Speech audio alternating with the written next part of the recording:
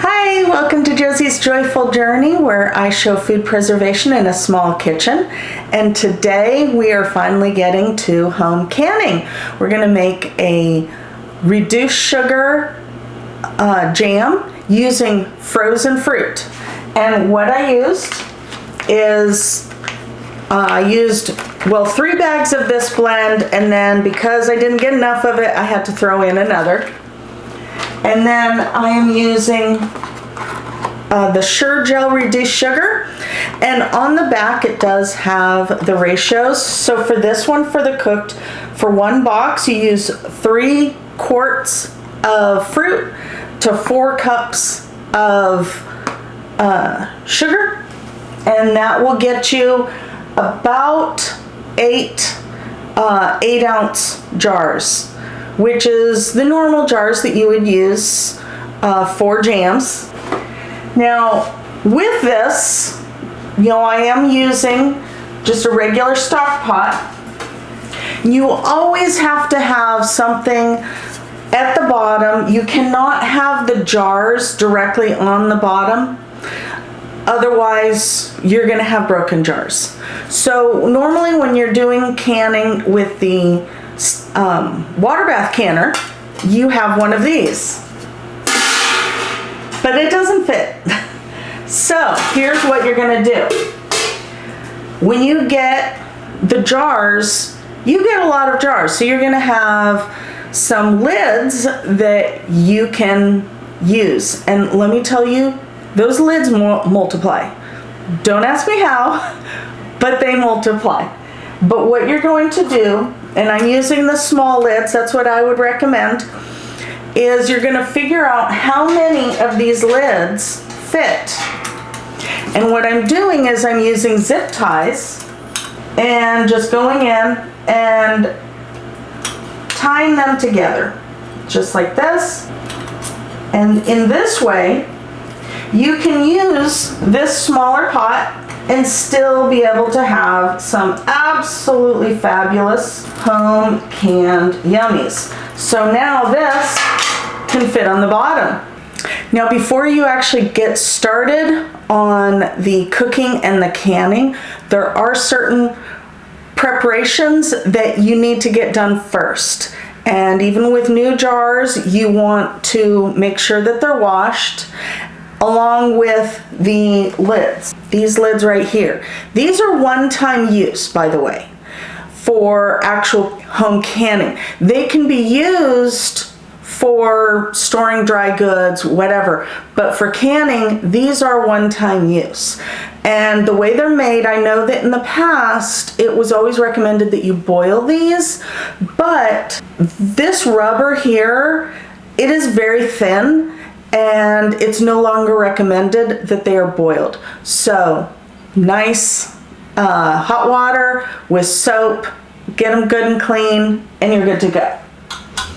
And then when you're washing your jars, it's always recommended, and really even with the new ones, because you never know, but you want to run your finger along the edge before each time you use them and check for any nicks, because that will prevent a seal, and you don't want that. Now when I was checking the jars, I actually noticed that this one, here it is, has a little nick here on the side, probably from moving, but even though it's not on the top, this does affect the integrity. I'm not going to throw it away. It can be used for storing other things. It's just I will not be putting this back with the jars that I use for canning. Now what we have is the fruit all ready to go. I have the 4 cups of sugar over here, and then I took the pectin and a 1/4 cup of sugar and mixed them together into this little container. And in just a moment I'll get this all set up so that I can show you what the next steps are. So I've got things set out now, and the jars, which I can fit 7 jars in this particular stock pot, and I just got a regular stock pot from Walmart. It's their mid-range they have others.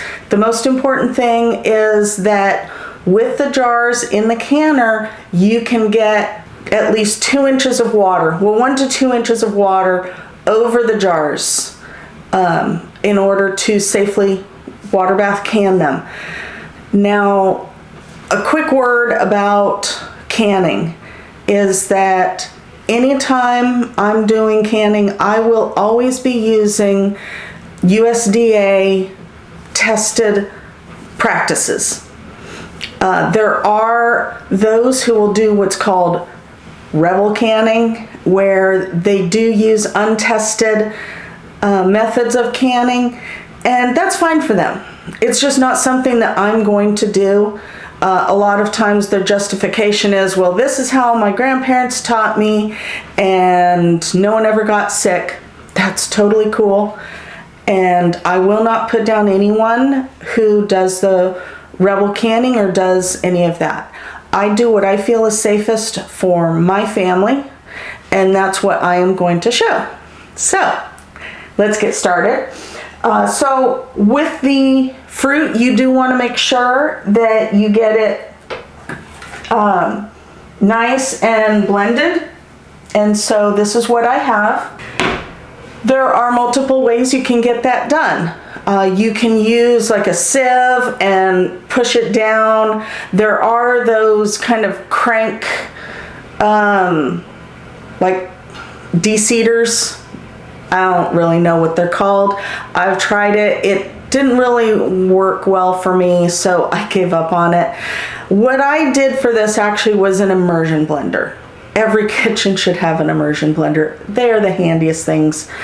And then I have all my other tools. You'll notice I have a towel down. This gets very sticky and things go very quickly. So I will always have a towel down. And this is the area that I'm working in for this. This is also where I will set the very hot jars down in order to cool off when they're done. So I've got this going, and what you're gonna do is you're gonna have this on high, and you are going to stir in the pectin with that 1/4 cup of sugar. And just let this go, and then you're going to do this until it starts boiling.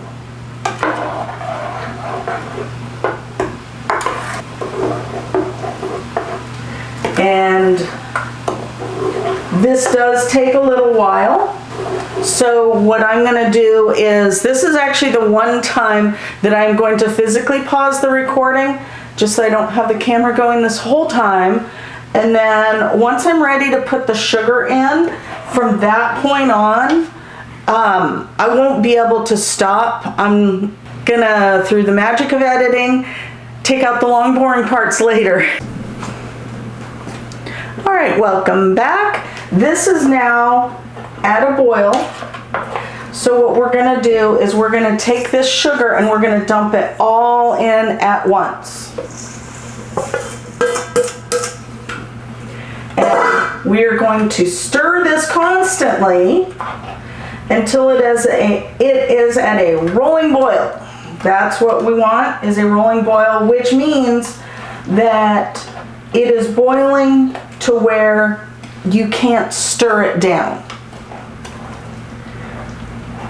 And then the other thing that I have ready is I've got a spoon over here, and in the freezer I have a plate.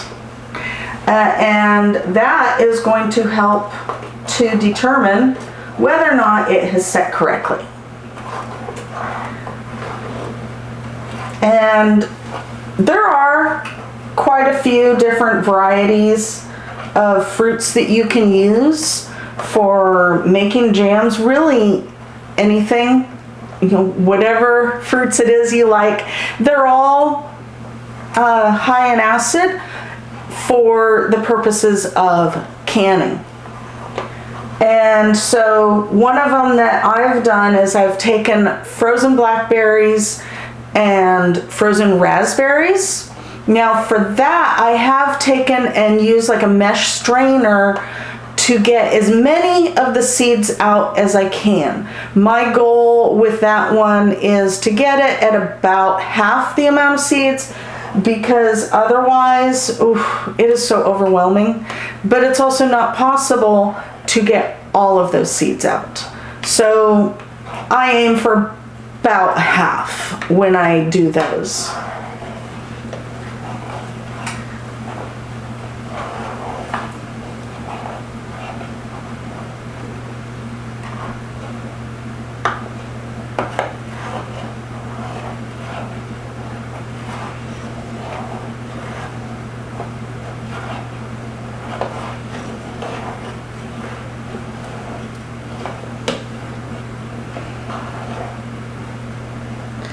And as for the jars, I have those sitting with the water simmering, because we're going to be pouring the hot jam into the jars. We want to make sure that the jars are also nice and hot. That way it doesn't shock the glass and you don't end up with cracks. That would not be fun. Now, one thing a lot of people will say to do is when you get this foam, you want to just kind of scrape it off. Now, looks like we are at a nice rolling boil. So what we want is timer 1 minute, and get that started for 1 minute. Ooh, yep, it is an angry boil here.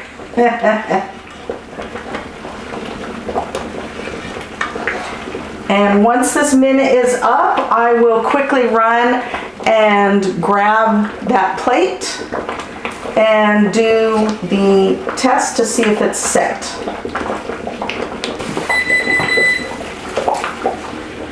Okay, so I went and I grabbed the plate and just going to take just a little bit and put it on the plate. Give it a second, and we want to run our finger through it. And if it stays apart, then we're good to go. So this is in fact ready. Okay, so now that I have all of the jars out, we are going to quickly get these ladled. And I have this thing, I kind of start down at one end and work my way. And you want to get these in here quickly before it sets. And what we're looking for is a 1/4 inch of head space. And this tool, each of these notches is a 1/4 inch. So we do this and boom, right at a 1/4 inch, yay! And then we move on to the next one. And you can see there are splatters everywhere. Now that one I can already tell is over that 1/4 inch. So what I will do with that is grab this little spoon over here and just kind of take it out and put it in a neighboring jar and then check it. Yep. And this one is at a 1/4 inch, yay. And while I'm doing this, I'm also stirring this to help keep it from setting prematurely. We want it to set when it's in the jars, not in the pot. And oftentimes there will be a partial jar that you can't fill all the way. Well, that's the jar that goes in the fridge. So that is never a bad thing.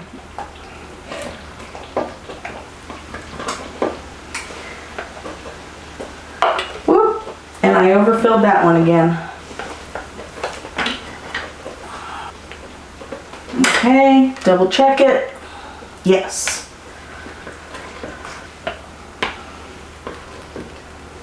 Okay, well, we definitely have the 7 jars that will fit in the pot. So that's awesome. So the next step that we want to do is we have a wet paper towel, and you just want to wipe the tops of each of these jars, just making sure that any jam that got on the tops gets wiped off, because We all know that I did some spilling here. I never said that canning is a neat and clean operation. I mean, everything is clean, but you make a mess while doing it every dang time. Okay, now we get these lids and set them on top.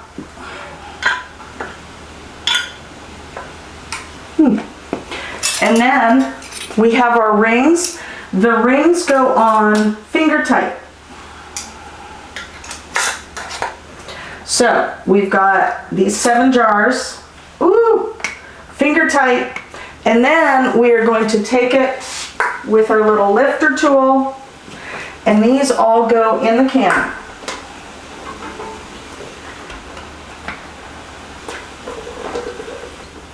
And the easiest way with this, when you're placing them in, is to do the 6, if you have 7 of these, do the 6 around the edge, and then place that last middle one in last. So there we go. And then this lid goes on, and we're going to turn the heat up.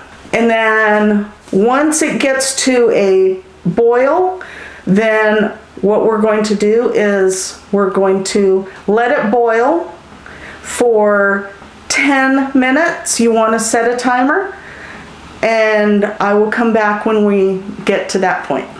So this is gone for 10 minutes. We will turn this off, and